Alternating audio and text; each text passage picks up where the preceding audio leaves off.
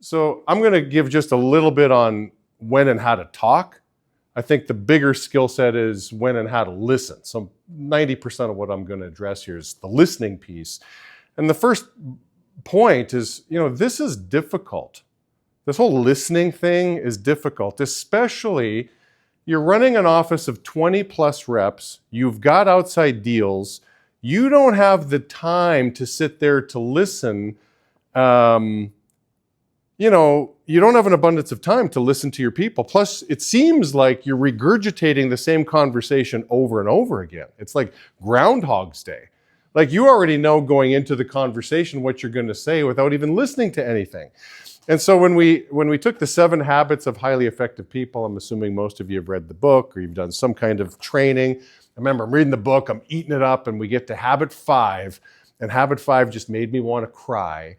Seek first to understand, then to be understood. And I'm reading this and I'm like, yeah, I'm not so good at this. And then my wife read the book. She said, I'm like, hey, guess which habit, I believe is my best habit. And guess which habit, you think is my weakest. And she knew right off the bat. She goes, yeah, habit 5.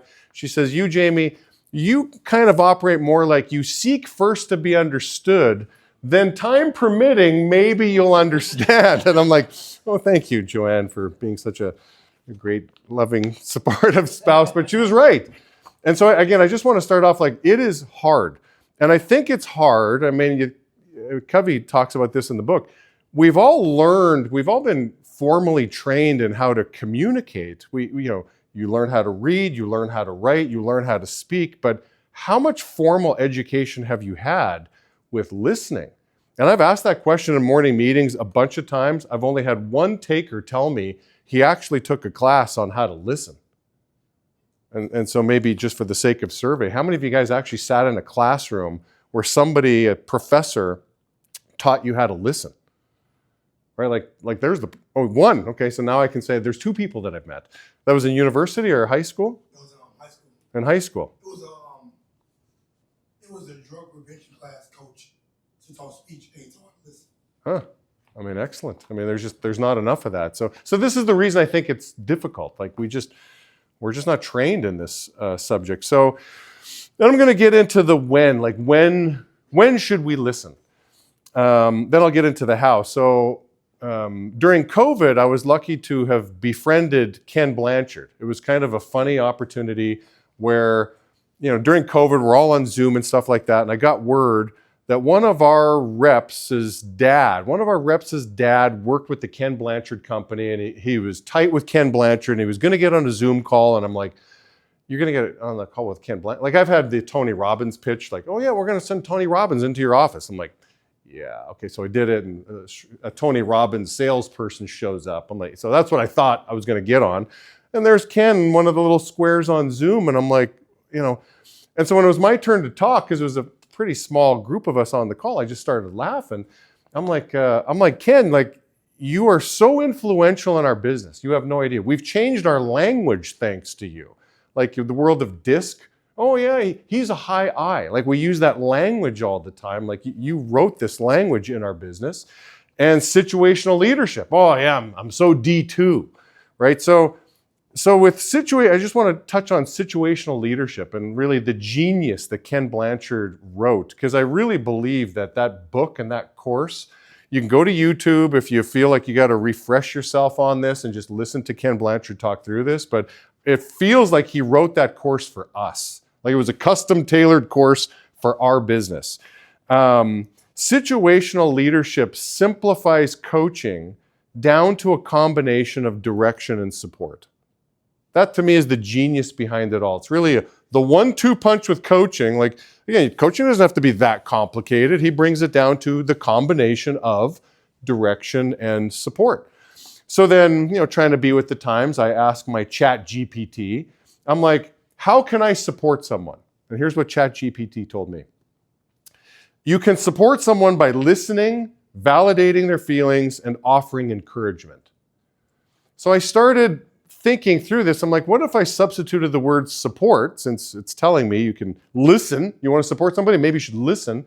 So maybe instead of direction and support, I'll do it with direction and listening and see how the situational leadership plays out. So work with me on this. So you've got somebody who's D1 at a task, right? You've got a student who's D1 at a task. What they're saying is, listen, I'm motivated, I'm committed, I just don't have a track record of success yet, right? So the S1 coaching style is high direction, low or minimal support. So they're D1 at something, you don't really have to listen. I remember years ago, we went to the Boys and Girls Club for a silent auction. We're trying to raise money for the Boys and Girls Club of Venice. And I brought like 50 volunteers. We're going to make this just an unbelievable event. And, the lady, the person who was kind of running it all before the event all started, you could tell she's trying to get buy-in from us. It's almost like she's trying to recruit volunteers.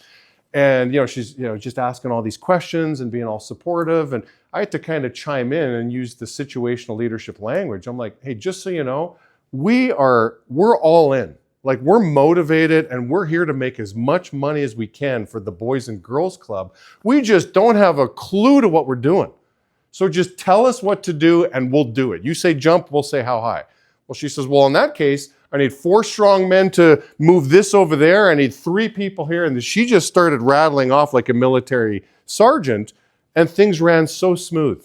She didn't need to listen. She didn't need to ask us any questions. We were D1. When I directed her properly, she then gave us S1 coaching, and it was perfect. She gave us exactly what we needed. Otherwise, she would have given us the wrong coaching style, if you will. She would have given us more of an S2 coaching style. So D2, let's go to that one. I'm still not competent. This is what D2 says. Hey, I still don't know what I'm doing, and I'm losing a little bit of steam. Well, the S2 coaching style is high direction and high support. And one thing I saw with Andy yesterday, we were talking about coaching styles with the senior consultants. And, Ed's talking about how he uses Click and he gets the data and he'll bring the data into the conversation. And then listening to Andy Bruinger, I thought was really interesting. He seems like he's masterfully figured out how to ask great questions to get the conversation going. And so think about it. When it comes to listening, I think the prequel to listening is you asking the right question. I've said this to Ken Gutnick as well too. Like, Ken, we spend lots of money on Gutnick.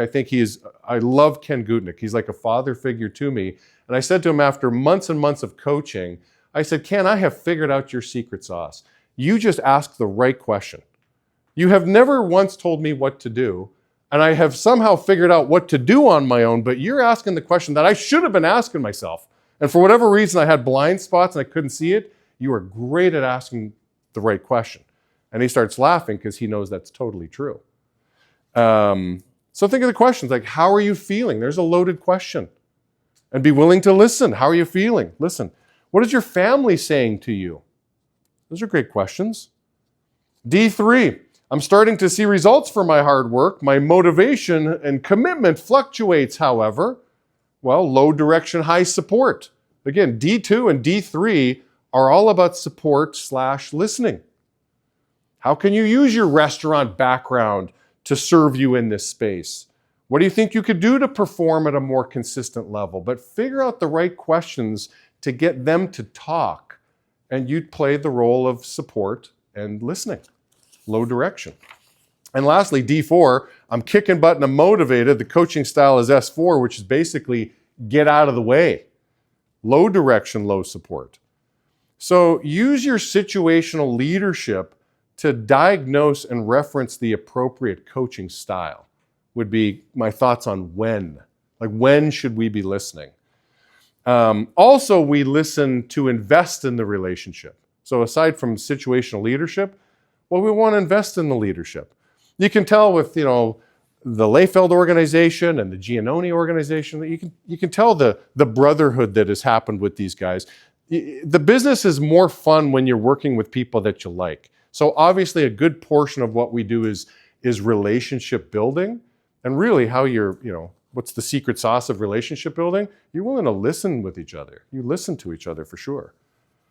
All right, so that's the when piece. So you're building relationships, you're investing in the relationship, and use your situational leadership. The how to listen part, well, this is where we're developing our EQ muscles. And I just wanted to maybe ask you a couple questions to emphasize a point here. I want you to think of your elementary school teachers and your middle school teachers. And some of you were closer to that time in your life than others, but I want you to just go back into your memory bank. Think of your favorite teacher and think of your least favorite teacher. And I've got two questions for you. You don't have to blurt it out loud, but what did you learn? What exactly did you learn from this individual? The one you liked the most, what did you learn? The one you liked the least, what did you learn exactly? And the second question is, how did that teacher make you feel? So my guess, chances are that you're not going to remember much of what they told you, but you will remember how they made you feel. And I think that's one of the things that we all really like and respect about Vera and Gary. They're very good, and they have both worked hard on developing EQ muscles. If you haven't heard the story from Gary, it's pretty funny how he goes to a CEO conference for EQ, and he got of all the people they did an EQ test, he got the lowest score. And he goes home to tell his wife, like his tail's between his legs, he can't believe it. And he goes, honey, I got this low score on my EQ. She goes, you didn't know that? He's like, no, I had no idea. So he's really been working on this, okay? So, and I think we're all benefactors of this hard work that he's put in, because chances are in your conversations with both of them, you feel pretty good about yourself. So I think that's really the goal. So I've just got maybe 3 tips under this subject of like how to make people, feel great. Number 1 is don't get so caught up in instructions. Have confidence that life is self-correcting. Like life is self-correcting. Like you burn yourself on the stove. Okay, note to self, don't do that again. Like people will learn. So you don't feel the need necessarily to be so instructional. Just have confidence that life is self-directing. Number 2, try to feel what they're feeling. Years ago with my daughter, right? She had her first losing a pet experience, and she was 4. And it was a horrible experience. And so she's asking me, Dad, how old were you when you lost your first dog? I'm like, hey, Annie, I was 4 as well too. And she's like, oh, so what happened? And I'm giving her the story of when I lost my dog, and she's looking at me with these little eyes, and her mouth starts to kind of pout a little bit and kind of frown. I started seeing these tears forming in her eyes. And the next thing you know, I started crying. And I'm like, Annie, how did you do that to me? Like, talk about this girl was feeling what I'm feeling, like her ability to listen and her EQ. I'm just like, man, her EQ is off the charts. Is this a girl thing or is this just an Annie thing? I don't know what's going on. But you listen with the intent to feel what the other person's feeling. You don't listen with the intent just to get the intellectual stimulation. You try to feel what the person is feeling. I mean, think about the emotions in our business. I mean, it is such a high and low business, right? Like you're going through, think about it being a field rep, like no. You get depressed after a while. Then you get a couple yeses and you feel like I'm going to be a consultant a year from now, and you're feeling all high. So we go through these roller coasters like crazy. Our new owners go through these roller coasters like crazy. So instead of being so quick to offer direction, be quick to listen and hear this. And sometimes it's kind of funny to hear some of these. I think sometimes people appreciate when you're laughing through some of these experiences, because you're like, hey man, you're going through it. And it's like, we all go through this stuff. Like, learn from this, capture this. What you're telling me is you're writing your script for your consultant speech is what it sounds like to me. And I never looked at it that way, Jaime. I'm like, yeah, you're going through a really tough time. This is great. Like, never let a good trial go to waste. Don't waste this trial. Sometimes I wish I kept some of the old photos of, like, I just did a home renovation. I've got the aftermath pictures. I don't have enough of the demolition photos. But the demolition tells a great story of like, this was your house, Jaime? Yeah, this was crazy. We had to move out and it was nuts. Like, keep those demolition stories. Try to feel what people are feeling. And the last tip is just be curious. I was telling Patrick Bet-David the other day, I said, I think your biggest strength, you got a lot of strengths, but I think your biggest one is your curiosity. Like, I don't know if you guys are listening to this stuff, and when he's interviewing somebody, I'm like, you are so good at asking questions. Like, better than like a trained reporter, somebody who gets a degree in journalism. Like, but it's because of your curiosity. And you were like, he was like this 22 years ago when I met him. I think this is one of the things I was attracted to him, is like he's just really curious. He wants to know, what makes the world go around. So I tell my kids all the time, man, curiosity is the biggest indicator of intelligence. You want to tell if somebody's smart, they're curious. Somebody lacks curiosity, they're probably not that smart because they're not going to learn. But just be curious. If you're really trying to, you really want to fine-tune your ability to listen, increase your curiosity, and I think you'll be just a better listener. So as far as when and how to talk, okay, so I said I'm going to spend most of my time talking about listening. When and how to talk, I can probably do this in under 60 seconds. Every year I kind of pick my favorite word of the year. So far for 2025, my favorite word this year is besmirch. That's the word you'll hear that coming out of my mouth every now and then. But last year, 2024, my word of the year was bloviate, okay? And bloviate means to talk and go on and on and on. And I'm telling you, in my experience, there are too many people bloviating, right? There's just a lot of people just talk too much. So I don't think we have to what am I trying to say? The when piece, we probably do it too often. So I don't think we have to be too conscious on the when we need to talk, because most people are bloviating. They're talking just too much. The whole how to talk, I'm just going to give you a quote that I stole. This is an Albert Einstein quote that first time I heard it, I'm like, this is so genius. And ironically, it's coming from a genius. He says, if you can't explain things simply, you don't know it well enough.